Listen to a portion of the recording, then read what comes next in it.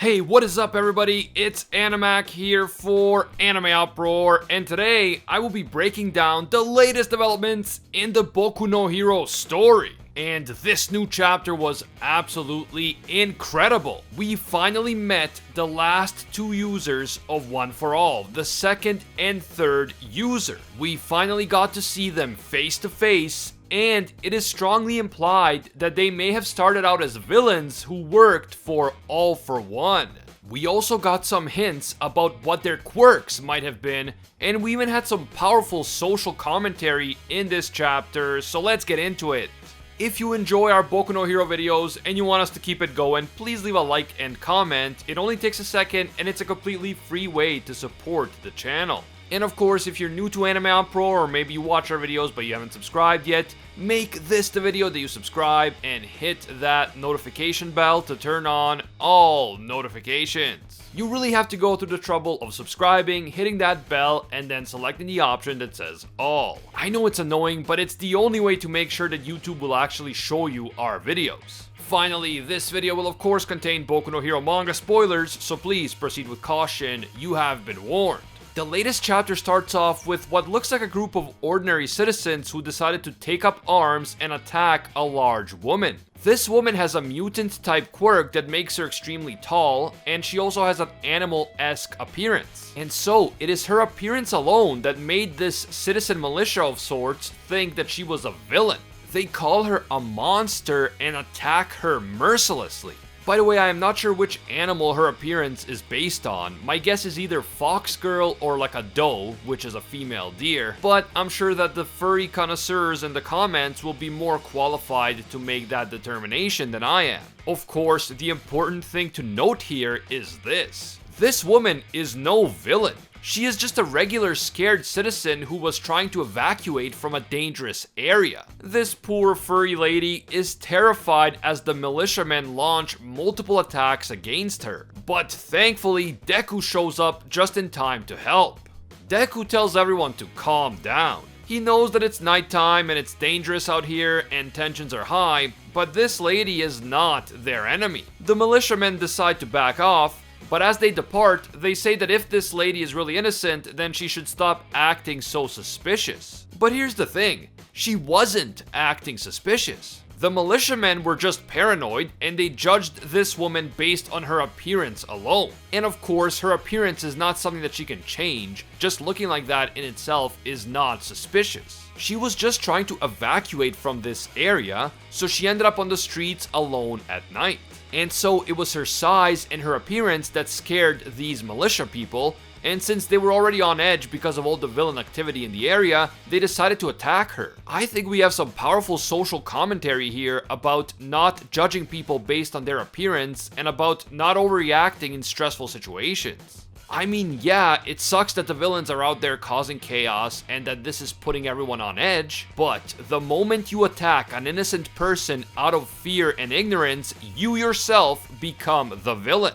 Deku then has a very wholesome moment with the furry lady in which he floats up and gives her an umbrella. And he tells her that everyone is scared and that is why stuff like this is happening. When she asks Deku whether things will ever return to normal again, he tells her that they will. As always, Deku is being hopeful and optimistic, and he is attempting to help others feel more hopeful and optimistic as well. Oh, and then All Might shows up in what looks like the frickin' Batmobile.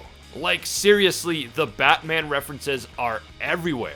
And All Might then proceeds to escort the furry lady to the evacuation center as Deku continues patrolling the streets as a vigilante. But before Deku leaves, All Might makes sure to give him his lunch, and he tells him to eat it quickly before it gets cold. Man, All Might is literally Alfred and Deku's dad at the same time. And personally, I think that's freaking adorable, not gonna lie. And yes, I know that Deku technically has a real dad out there somewhere, allegedly, but let's face it, All Might is basically Deku's dad at this point. Sometime later, as Deku looks down on the city from a rooftop, the vestige of Daigoro Banjo mentions just how much society has regressed into the past. It's like Japan turned the clock back to the time when All for One was in his prime and controlling the entire country from the shadows. What's more, the good guys haven't made any real progress in terms of tracking down Shigaraki, All for One, and the other major villains.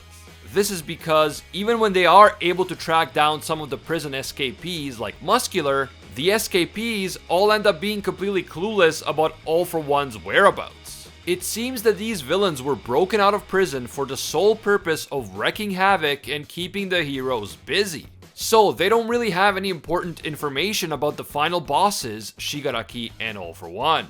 And worse yet, now that Shigaraki has the All For One quirk, no one will be able to stop him if he can fully recover his strength and perfect his new form. If Deku and One For All cannot put a stop to all of this chaos right now, then this terrible situation is going to continue, and next time someone innocent like that furry lady might actually be killed because someone gets paranoid and mistakes her for a villain. The more the good guys wait to put a stop to this chaos, the more innocent people are going to suffer.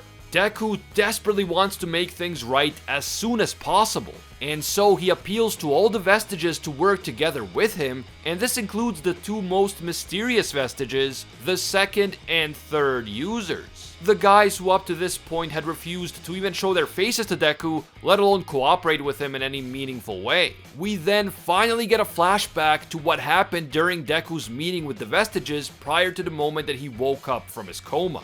Or rather, we get a continuation of that important conversation. Interestingly, the first One For All user calls the second and third users his heroes, and he then begs them to turn around and help Deku. After some prodding from the other vestiges, the second and third user finally turn around and show their faces. The third user, the one with the long hair, says that the two of them are from the harshest era of history, back when All For One was at his very peak and was ready to dominate the entire world. Back in those days, some people who were being dominated by All For One didn't even necessarily realize that they were being dominated at all.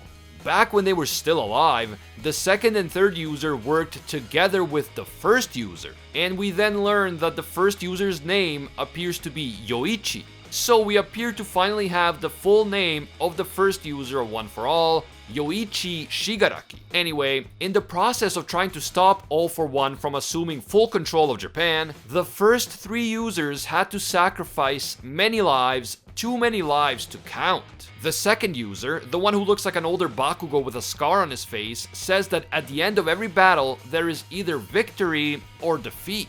So because these guys have experienced such a harsh reality, and because they know how much sacrifice is required to come out on top in any deadly conflict, they seem to actually have doubts about Deku. To them, Deku appears to be just a bright-eyed, idealistic brat who thinks he can save everyone, including his own arch-nemesis. This speaks directly to what I've been saying for several weeks now, and to what Gran Torino tried to tell Deku. Shigaraki might be beyond saving, and trying to save him instead of taking him out may prove to be extremely dangerous and extremely costly. Yoichi, the first user, then says yes, this idea of saving Shigaraki is certainly delusional.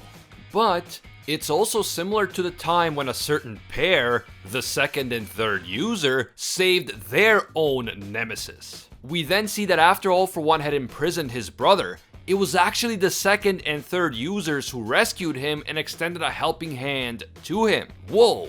The fact that the first user described this as the other two helping their nemesis implies that they were villains. Unless I'm missing something, this implies that the second and third user were actually working with All For One. But at some point they had a change of heart and they decided to turn against All For One and save the first One For All user. So, earlier on when the third user mentioned All For One dominating people without them even realizing that they were being dominated, he might have been talking about himself and the second user. Perhaps they were being manipulated by All For One, and while this was happening, they actually saw the first One For All user as their nemesis. But at some point they learned the truth and they turned against All For One.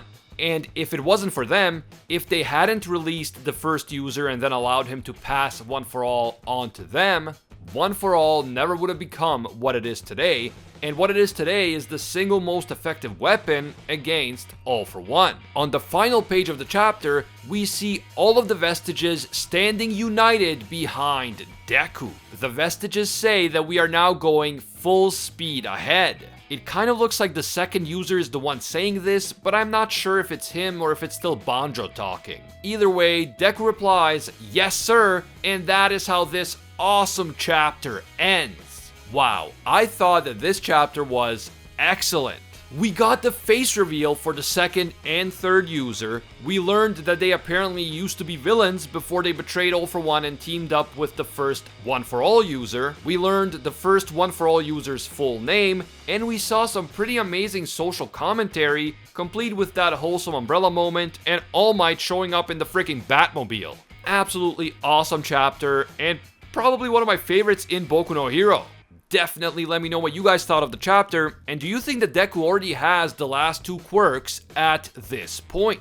Can he already use them, or is he yet to unlock them? Also, what are these quirks going to be? Will one of them be a speed-based quirk, so that whole full speed ahead was like a hint? And will the other one be some sort of long-range blasting quirk? Since in the flashback, the second user looked like he blasted the door open in order to rescue the first user of One For All. Honestly, a speed quirk and a long-range quirk would be incredibly useful for Deku. And those two quirks just might be the two missing pieces that Deku needs in order to be able to take on a perfected Shigaraki. The first part of this chapter really made it clear that society as a whole has crumbled, and even regular citizens are losing their minds amid all the panic and chaos. I mean, this is really getting dangerous now, and not just because of the villains. Regular citizens are turning on each other.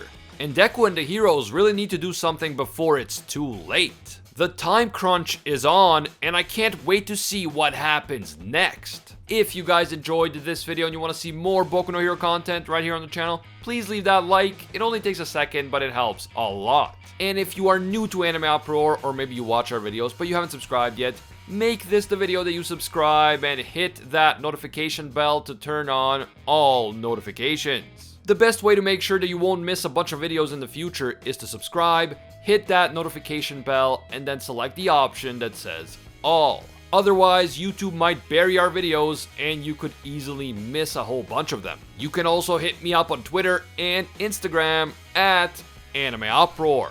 A big thank you to all of our AnimeUproar patrons who make videos like this one possible. Special thank you to Alpha Sigma, Red Haired Raven, and Avi. These guys are absolute mad lads and disciples of Lord Twigo himself. And I can't forget all of our The One tier patrons, the ones who rise above all other clans, including Ingrata, Pate Hefa, Aljatal, Dr. Cortman, The Toasted Chi, Bang, Emperor Otaku, Spidey Life Tanel, Tungsten Tarkus, Baked Buddhist, and Yuno. Finally, thank you to all of our Pro Hero tier patrons, including the one and only Gilgamesh, Steelers, Angel Cruz, Anatoly Kazatsky, Cricket XP, Rathuin Deora, Very Gucci, Alicia Octer, Bonnie Parks, Hinokami and Water, Joanne Garcia, Ted No Ted, Ice Sparky 65, Jessica LaFond, Metal Mama, Corey McGowan, Fatboy Games, Deadly Saint, and Soul Ray Slice and Dice. If you enjoy our videos and you feel that they provide value for you, consider supporting us on Patreon. Even a single $1 will give you access to our patron exclusive Discord, and your name will appear in our videos along with these amazing people.